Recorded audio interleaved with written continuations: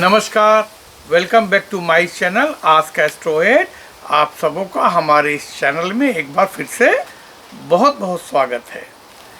आपने रहीम जी का वो प्रसिद्ध दोहा सुना होगा, कदली सीप भुजंग मुख स्वाति इक गुण तीन, जैसी संगति बैठिए वैसो ही फल दीन।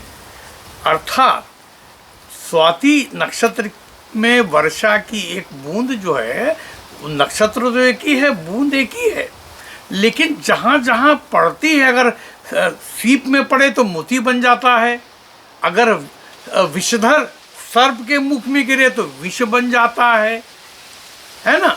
तो ये इस प्रकार से आप जिस भी जैसी संगत में बैठेंगे वैसा होगा। इसीलिए हमारे यहाँ पर, हमारे शास्त्रों में ये जो ऋतु और महीने होते हैं, इनमें कुछ विशेष कर्मकांड सुझाए गए हैं।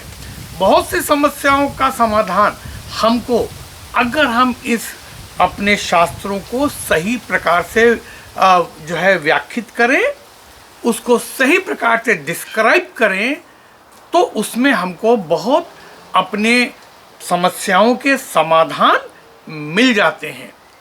आज हम आपसे बात करेंगे एक खास विषय कि जैसे बहुत से लोग हैं परेशान रहते हैं कि हमारे काम में बाधाएं क्यों आती हैं, कोई काम हमारा सही नहीं होता है।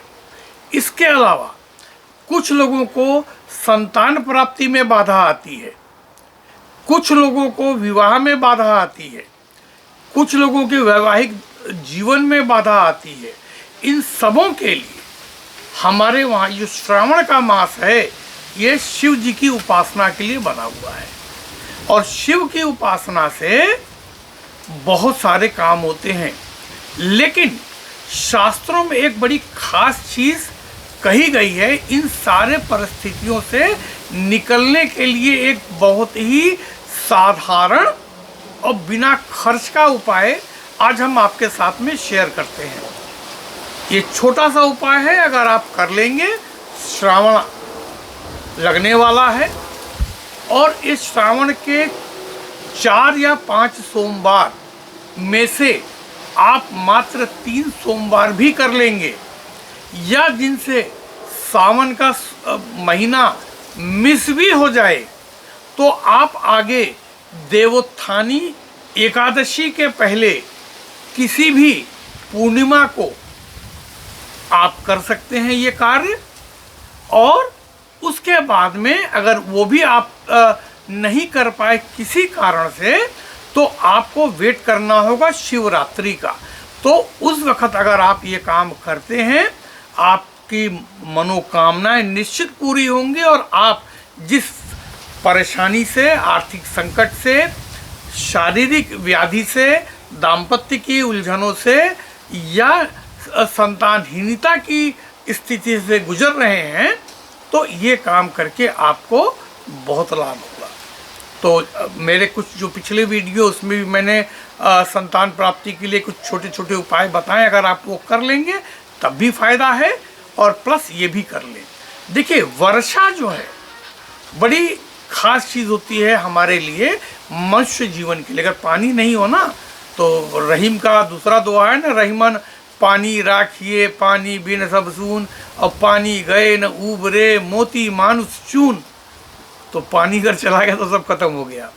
तो ये जो सावन का महीना और सावन के महीने की जो बरसात है, इसको हम साक्षात इंद्रदेव की कृपा मानते हैं, क्योंकि अगर श्रावण मास में पानी नहीं बरसता है तो हमारे उत्तर भारत में खेती का सर्वनाश हो जाता है। तो हम जो है, अगर पानी नहीं बरसे तो हम इंद्र देवता की पूजा करते हैं और उनसे करते हैं, महादेव की पूजा करते हैं। और इसी वक्त कांवड़िए लोग जाकर के गंगोत्री से या हरिद्वार से ये जल भर करके लाते हैं, रामेश्वरम जी को या काशी विश्वनाथ जी को ये जल चढ़ाते हैं। आपको करना क्या है, देखिए, ये जो सावन के महीने की जो वृष्टि है, जो वृष्टिपात है, जो पानी बरसता है, ये बहुत अमृत तुल्य है, काम का है, और इसका बहुत तांत्रिक महत्व भी है। तो आप इस महीने में कभी भी जब भी पानी बरसता हो तो किसी एक पात्र को बाहर रख करके बरसात का पानी इकट्ठा कर दीजिए। आपको कोई एक घड़ा भर पानी नहीं चाहिए, और ये पानी आप शीशी में बंद करके आगे के इस्तेमाल के लिए भी रख सकते हैं, जिनसे अगर ये श्रावण का मास मिस हो जाए, आप नहीं कर पाए काम, तो आपने करना क्या है, पहले तो ये पानी ले लेना है और श्रावण के 3 सोमवार, कोई भी लगातार 3 सोमवार ये जल लेकर के और इसमें थोड़ा सा केसर मिलाना है, 1 दाना भर केसर मिला के ये घोल के आपको अपनी मनोकामना के साथ में पारिवारिक शांति हो, आपको निरोग होना हो, आपके रुके हुए काम बनने हो अथवा संतानहीनता हो, तो ये जल लेकर के इस दिन इस जल से शिव जी का आप अभिषेक करके आइए। कोई आपको विशेष मंत्र पढ़ने की ज़रूरत नहीं है, कोई विशेष और रिचुअल करने की ज़रूरत नहीं है, तो आप सिर्फ अपनी इच्छा बाबा भोलेनाथ के आगे ज़रूर प्रकट करें कि हमारी ये इच्छा है और इसके निमित्त हम आपका अभिषेक कर रहे हैं। और विश्वास मानिए, बहुत जल्दी आपके रुके हुए काम शुरू हो जाएंगे, बनने लगेंगे, रोगी स्वास्थ्य लाभ करेंगे, निसंतान दंपतियों को चाहे वो जिस विधि से भी संतान प्राप्ति की कामना करते हैं, उनकी वो इच्छा पूरी होगी। इसमें IVF हो या नॉर्मल तरीका हो, या आप कोई भी अपना सकते हैं, लेकिन ये अगर काम कर लेंगे तो आपका बनता बिगड़ा हुआ काम आपका बनेगा।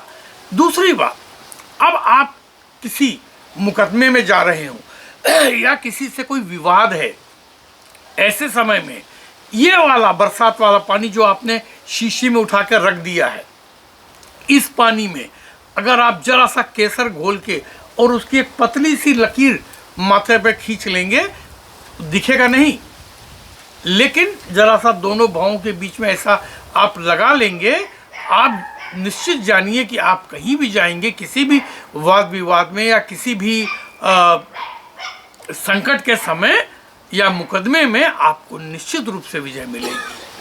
तो ये छोटा सा इसको आजमा के देखिए, और ये पानी आप साल भर रख सकते हैं अगले किसी और मुहूर्त के लिए। तो अब मिलते हैं आपको किसी एक और नए एपिसोड में कुछ नई चीज़ों के साथ में। तब तक के लिए आपसे विदा लेते हैं।